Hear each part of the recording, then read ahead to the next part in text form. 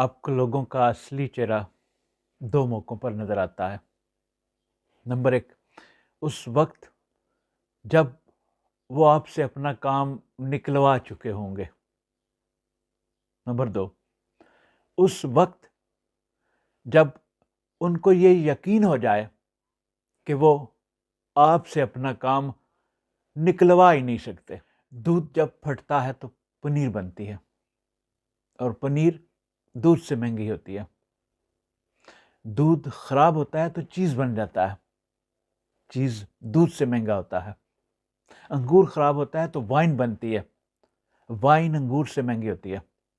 غلطیاں کرنے کے بعد، خراب ہونے کے بعد، پھٹنے کے بعد کوئی چیز مہنگی کیوں ہو جاتی ہے؟